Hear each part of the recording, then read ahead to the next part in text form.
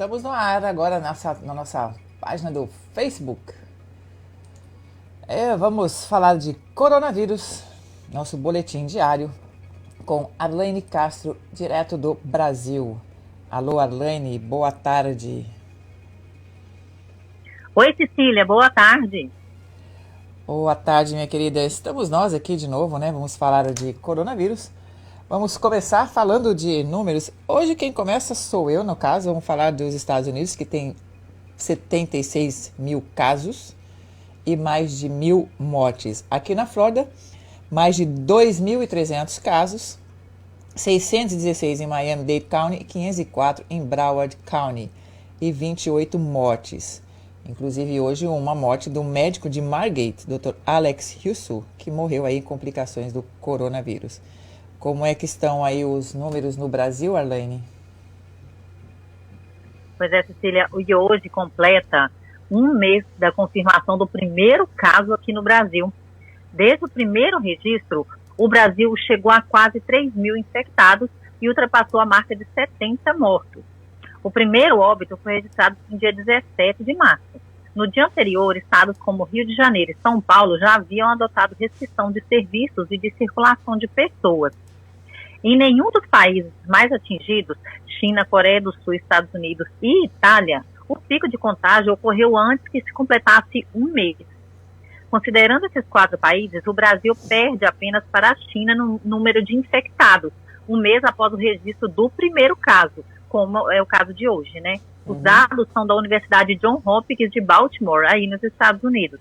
Pesquisadores que acompanham o surto do coronavírus pelo mundo fazem a ressalva de que o índice de casos confirmados nesses países depende da política de testes adotada em cada um deles e também da quantidade de equipamentos à disposição.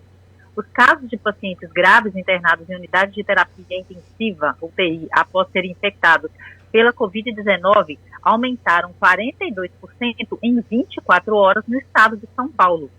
Segundo o balanço divulgado nesta quinta, o estado tem 84 pacientes em UTIs entre hospitais particulares e públicos. São 862 casos confirmados e 58 mortes só em São Paulo. Ao todo, o Brasil soma com 2.915 casos confirmados e 77 mortes até o momento. As outras mortes aconteceram no Rio de Janeiro, Pernambuco, Amazonas, Ceará, Goiás, Rio Grande do Sul e Santa Catarina. Pois é, você ainda falou aí do Instituto, né, a Universidade Johns Hopkins aqui dos Estados Unidos, que divulgaram também, como você falou, né, aí o número mundial, né, no caso, que atinge a marca de 500 mil, passou, né, um pouquinho da marca já de 500 mil de casos no mundo. Vítimas fatais da Covid-19 passam de 22 mil, com taxa de letalidade global na casa dos 4,5%. Então, como eu disse, né, essa contagem foi hoje, nessa quinta-feira. Enfim, a China ainda é um país com o maior número de casos, com 81.782, mas deve ser ultrapassado a qualquer momento pela Itália, que tem 80.539, que já está no topo da lista de mortes, né? Tem mais mortes do que a China, 8.165.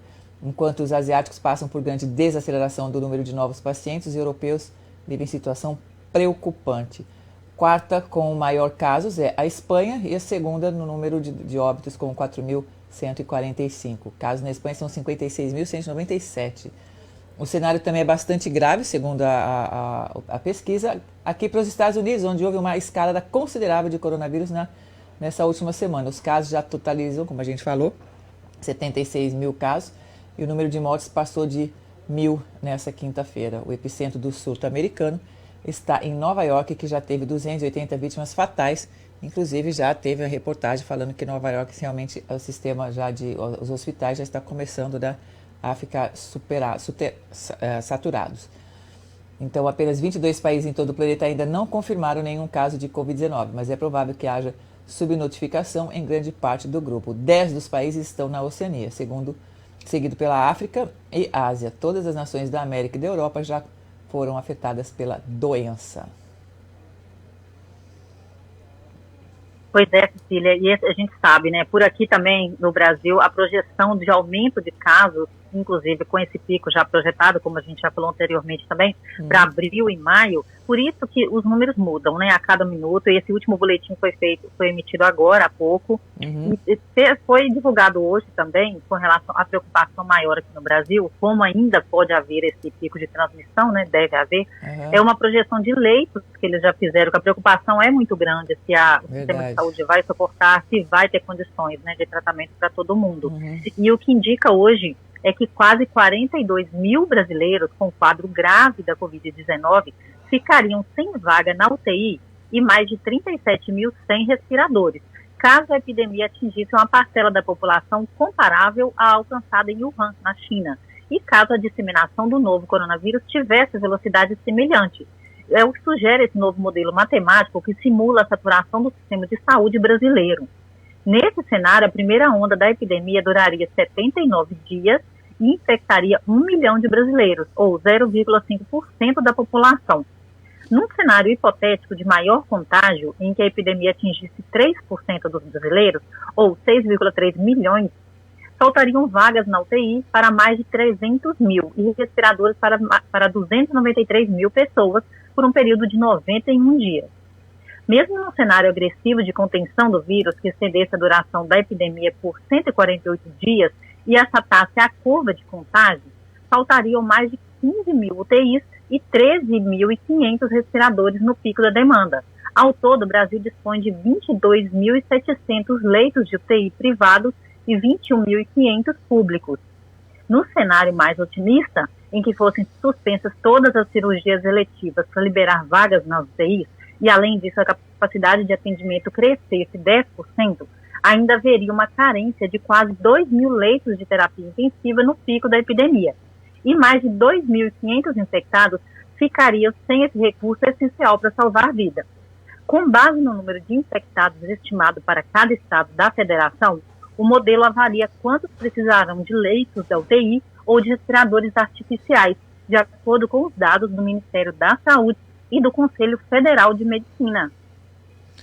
Pois é, a gente está aí fazendo de tudo, né, para isso, para essa curva, para realmente, para chegar nessas previsões, a gente fica até, né, assim, vamos dizer, causa até uma ansiedade muito grande. E falando nisso, nessa ansiedade, claro que a gente volta a falar que a melhor maneira hoje é o confinamento. E aqui, falar em confinamento, aí o condado de Broward emitiu aí uma ordem de emergência para moradores ficarem em casa.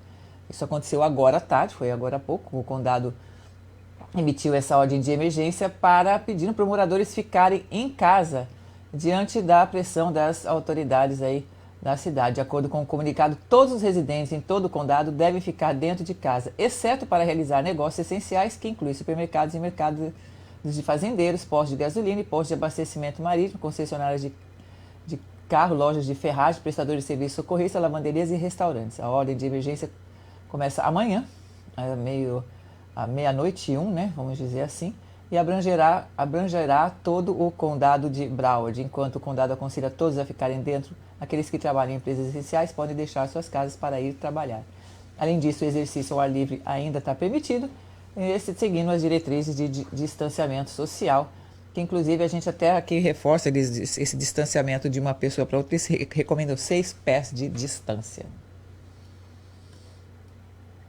Pois é, Cecília, embora o isolamento social seja, né, a medida mais eficaz contra esse pico de transmissão e que está sendo recomendada também para todo o país, sobre as medidas para a contenção do coronavírus, o ministro da Saúde hoje, Luiz Henrique Mandetta, destacou a necessidade de um trabalho coletivo com órgãos diversos e disse que a quarentena sem prazo determinado para terminar vira uma parede na frente das necessidades básicas da população. Isso indica que pode vir aí uma data para o término da determinação de isolamento social, mas até então, até o momento, ele não colocou uma data, não falou nada mais específico. A gente sabe que isso tem a ver com relação aos o que os governadores estão impondo, estão colocando, que ainda sim, os decretos, né, no caso dos governadores e dos municípios também, para o isolamento social, para a quarentena voluntária da população, no caso também, mas ele já sinaliza aí talvez uma mudança, né, nas próximas semanas com relação a esse isolamento social. Pois é, agora vamos falar um pouquinho das consequências, né, desse cenário. Uma delas aqui, a gente está tá aqui tá no nosso site do gazetanews.com. A Walmart, a Amazon e a CVS devem contratar quase 500 mil pessoas, né? Vamos dizer aí ao contrário aí vamos ver das notícias, né? Falando da outra parte, do outro lado, né? Como a gente falou. E eles estão entre as grandes empresas, né, que abriram essas vagas para suprir a nova demanda de vendas online. Só as 3 redes varejistas devem contratar tudo isso. O reforço na força de trabalho dos Estados Unidos promete compensar o alto número de demissões nas empresas menores que cortaram pessoal por causa do coronavírus. Milhares de lojas, a exemplo da Macy's, Best Buy, JCPenney e outras consideradas não essenciais, fecharam temporariamente suas portas. O impulso de contratação corre quando as empresas consideradas essenciais passam por um aumento de demanda por alimentos e outros produtos, além das vendas online. Aí no Brasil também eu acredito que as vendas online aí também parece que aumentaram, inclusive até uma entrega que eu já peguei uma notícia, uma entrega da Amazon do Brasil, ela está demorando muito mais, assim, às vezes mais até de 2 semanas, enfim, acho que até 3, só para uma entrega, tamanha é a demanda. Você tem alguma notícia sobre isso e outras consequências mais? Sobre essa questão exatamente, de ainda as empresas estarem fazendo igual aí nos Estados Unidos, que já estão oferecendo diversas vagas, ainda não há. Porém, a gente sabe que tem aumentado, né? Aumentou, como as pessoas em casa, aumentou esse serviço de internet, sim, os serviços online, e a gente espera que aqui também eles ofereçam vagas nesse período, né? Esse período tão caótico que estamos passando. Mas a parte do auxílio financeiro, que eu vou falar agora, é que o presidente da Câmara, no caso é para auxílio dos trabalhadores autônomos, que o governo começa a chegar num ponto final para isso, né? O presidente da Câmara, Rodrigo Maia, disse nesta quinta-feira que o valor do auxílio mensal a ser pago aos trabalhadores autônomos informais e sem renda fixa durante a crise gerada pela pandemia pode ser elevado para R$ 500. Na semana passada, o governo propôs um plano de auxílio que previa o pagamento de R$ 200 para esse tipo de trabalhadores. O impacto financeiro do pagamento dos R$ 500 durante 3 meses será da ordem de 10 a 12 bilhões de reais. O projeto em discussão na Câmara altera a Lei de 93, que trata da organização da assistência social no Brasil.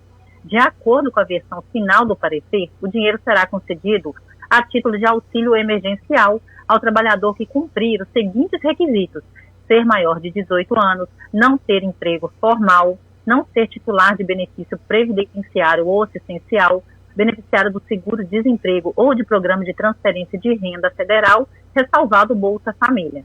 A renda mensal per capita seja de até meio salário mínimo ou renda familiar mensal total de até 3 salários mínimos e que não tenha recebido em 2018 rendimentos tributáveis acima de R$ 28.559.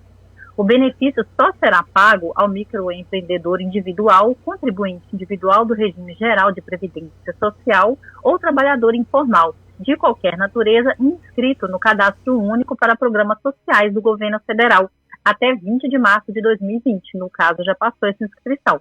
Ontem, os deputados aprovaram uma proposta que estabelece também a distribuição dos alimentos de merenda escolar para famílias dos estudantes da rede pública que foram dispensados das aulas e um projeto que permite o uso da telemedicina.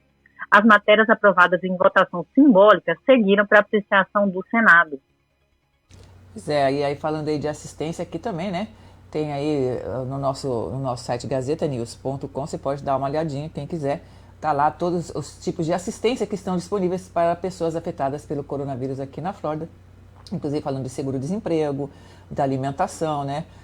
Onde conseguir, a FPL, por exemplo, que suspendeu aí, deu uma extensão para as contas atrasadas, não vai cortar nada, a companhia de gás, enfim, tem bastante coisa lá, que bem extensa, né? Assistência inclusive de aluguel, quem está pagando aluguel, tem todas lá os sites, todos os links que você pode consultar e entrar para, se você está precisando dessa ajuda, claro.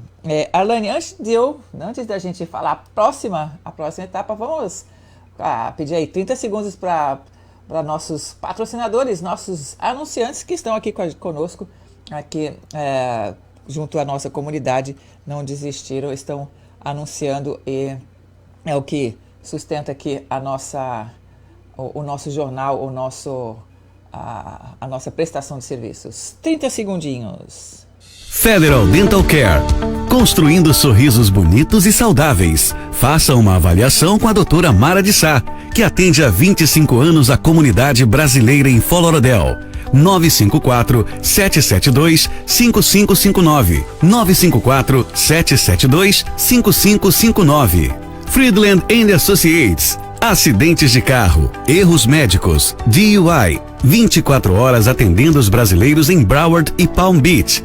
Marque uma consulta gratuita pelo 800-95-465-8733. 800-95-465-8733. Uninter, faculdade para brasileiros. Cursos a partir de $149 por mês. Inscreva-se uninteraméricas.com. Tax House, facilitando sua contabilidade, imposto de renda, IT Number, abertura de empresas. 954-482-5000. Então, opa.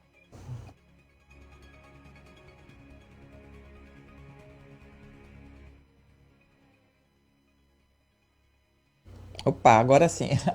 De volta aqui com a Laine. Laine, diga aí agora, quais são as próximas notícias aí do Brasil? Falando ainda sobre ajuda financeira, Cecília, agora para os estados e municípios. Mais de 600 milhões de reais estão sendo liberados para estados e municípios a fim de reforçar o plano de contingência para o enfrentamento da pandemia. Além disso, 400 milhões de reais já haviam sido enviados a todos os estados este mês. A orientação do Ministério da Saúde é que cada estado defina com as prefeituras os valores destinados a cada município. O dinheiro poderá ser utilizado em ações de assistência, inclusive para a abertura de novos leitos ou custeio de leitos já existentes nos estados e municípios. A partir dessa quinta-feira, os estados devem informar o Ministério sobre os municípios com atendimento de maior complexidade. De acordo com o Ministério, a distribuição do recurso é proporcional ao número de habitantes de cada estado, que deverá definir os locais de atendimento de maior complexidade e, assim, maior necessidade de reforço orçamentário. São, no mínimo, R$2 e, no máximo, R$5 por habitante, segundo o cálculo do Ministério da Saúde. Pois é, e falando também, claro, a gente ainda só terminando aí, quer dizer, fechando esse assunto desses econômico, né, vamos dizer assim. Hoje, né, teve lá líderes dos maiores economistas do mundo se encontraram numa reunião, né, virtual, claro, para coordenar aí as respostas ao crescimento do Covid-19 e disseram que, em conjunto, deve haver uma injeção de $5 trilhões na economia global. O documento foi divulgado após a reunião. A resposta essa foi a resposta à pandemia. Eles se propuseram a compartilhar dados epidemiológicos e de saúde, reforçar os sistemas públicos de saúde e aumentar a capacidade de produção de materiais médicos. No documento há uma lista de prioridades, no caso, a primeira, claro, proteger vidas, garantir os empregos e as rendas das pessoas, restaurar a confiança, preservar a estabilidade financeira, reavivar o crescimento, minimizar as interrupções no comércio internacional, dar ajuda aos países que precisam de assistência, coordenar medidas de saúde públicas e financeiras. Pois é, Arlene. E você tem alguma notícia aí também no caso aí do Brasil sobre os idosos, né? Tem alguma assistência aí para os idosos, alguma coisa especial? Como é que está sendo feito isso aí? Pois é, Cecília, como os idosos são o grupo de risco, né? As cidades, os estados começam a voltar uma atenção e fazer ações diretamente para esse tipo de público, como, por exemplo, a Prefeitura do Rio de Janeiro, que vai pagar as diárias em hotéis na capital fluminense para idosos que moram em comunidades carentes. O objetivo é reduzir o risco de contágio dessa população que pertence ao grupo de risco do vírus. Segundo a Secretaria Municipal de Assistência Social, a Prefeitura do Rio começou hoje o processo de convite aos idosos que moram em locais com muita aglomeração da hospedagem temporária. As visitas começaram na manhã desta quinta-feira na comunidade da Rocinha e vai ainda para outras comunidades.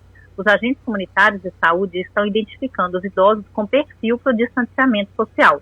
Eles visitam os pacientes cadastrados na clínica da família e realizam o encaminhamento dos interessados para a Secretaria Municipal de Assistência Social, que realiza toda a parte de levar os idosos até o hotel. 3 hotéis já estão disponíveis para receber os idosos e serão hospedadas inicialmente 300 pessoas.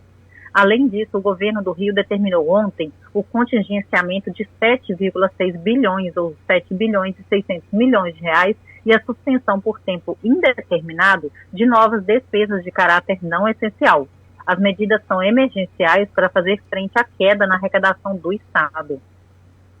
Bom, mas aí é o que a gente está precisando realmente. Achei bacana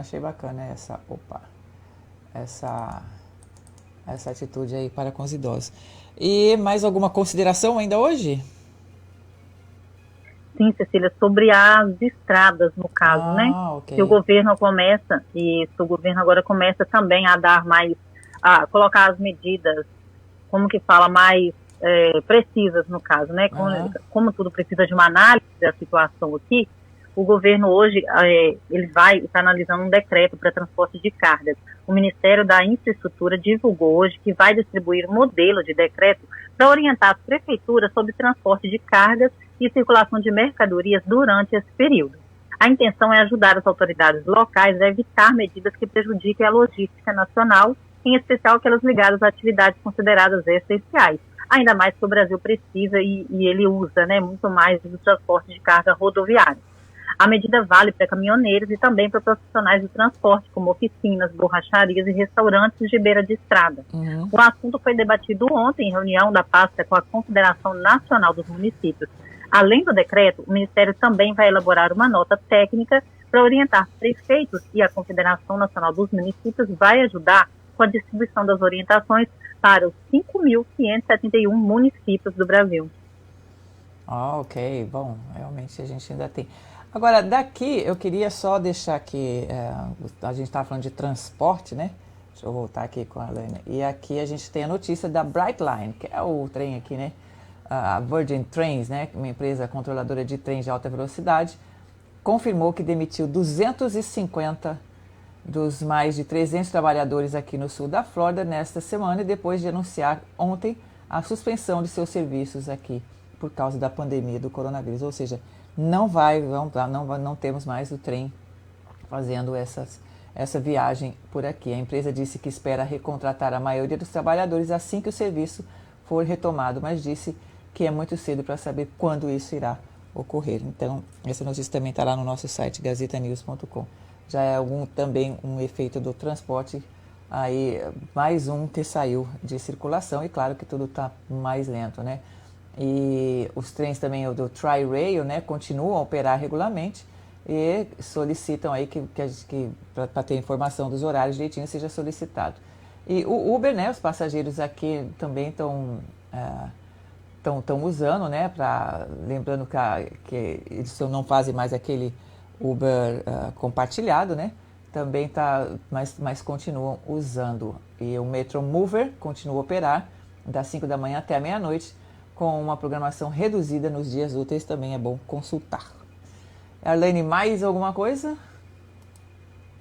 Bom, Cecília, com relação a do transporte, aqui por enquanto permanece, né? Cada estado, cada cidade, no caso, também colocando as suas medidas para conter a disseminação, nessa forma de, por enquanto, os ônibus circulares dentro da cidade que estão. Os estados começaram já, a maioria já proibiu os ônibus interestaduais, né, de fora, então, assim, já estão colocando barreiras, essa parte de transporte. E mudando de assunto, para nessa quinta-feira, uma nova mais relacionada, né, ao coronavírus, é que o presidente Jair Bolsonaro editou um decreto que torna as atividades religiosas como parte da lista de atividades e serviços considerados essenciais em meio ao combate ao novo coronavírus.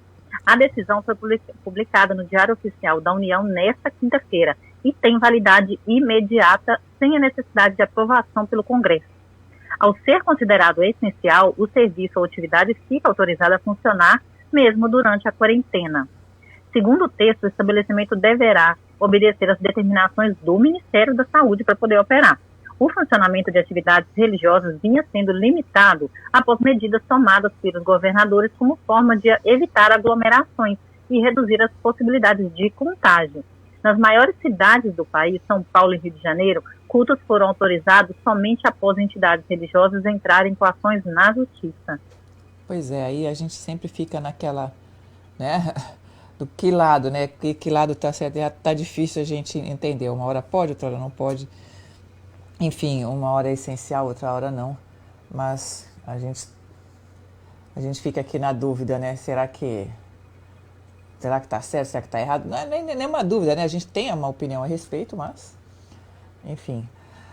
Bom, aqui a gente tem, né, que o Tour da França também pode acontecer em junho, também sem público, que é o que a gente tem umas consequências. A China suspende a entrada de estrangeiros no país, porque a gente já sabe que lá tudo caiu, mas agora estava vindo de fora, então eles fecharam as fronteiras, proibindo a entrada de estrangeiro para não contaminar, né, mais uma vez, já que já estão começando a abrir as casas, já começando a retomar a vida. E por falar nisso, a gente também tem, né, inclusive uma estatística, foi feita essa pesquisa na China, né, depois desse tempo de confinamento, desse grande tempo de quarentena. Aí disse que foi feita uma pesquisa e aumentou o número de divórcio lá. Você soube disso? Eu li a respeito, sim, Cecília.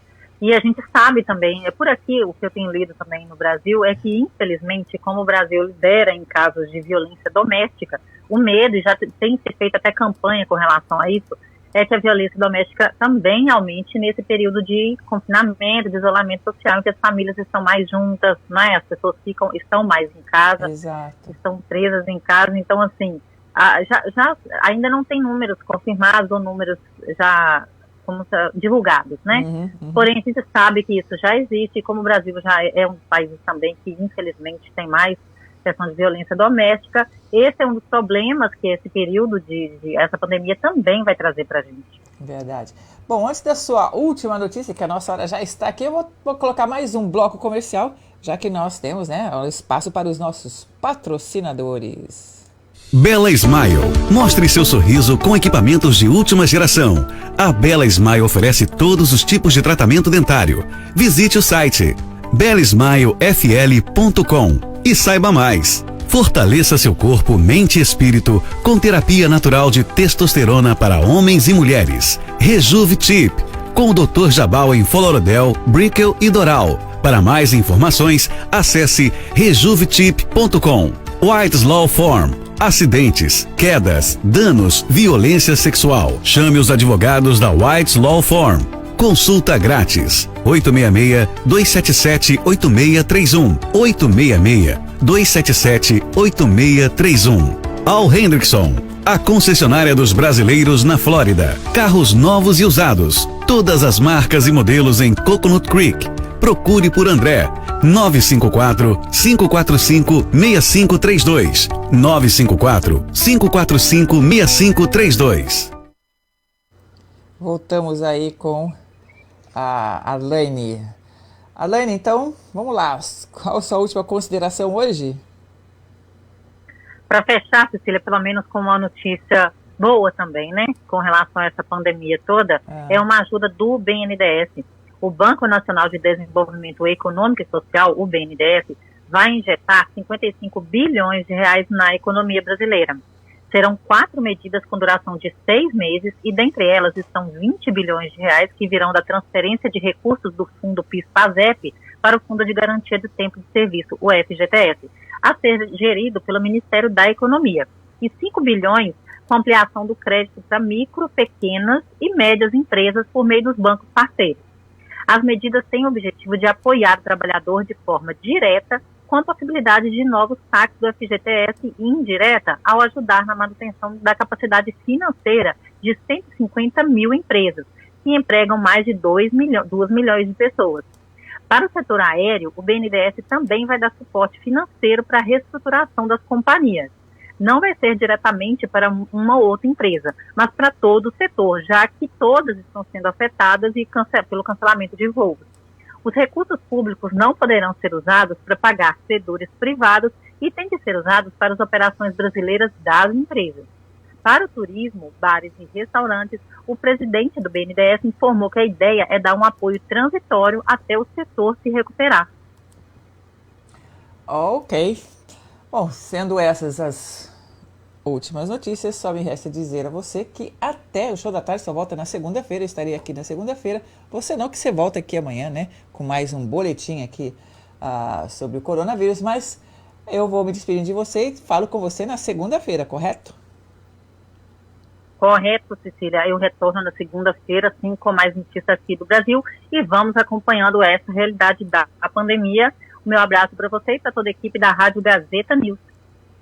Muito obrigado, Arlane. Eu espero também que tudo corra bem até lá, né? Que tenhamos um ótimo final de semana. Para você que está aqui comigo, muito obrigada aí pela sua companhia. O Show da Tarde termina por aqui, mas eu volto na segunda-feira. O Show da Tarde está de volta, principalmente com o boletim aí do coronavírus. Essa é a nossa função e a gente está aqui para atender a toda a comunidade brasileira aqui no exterior.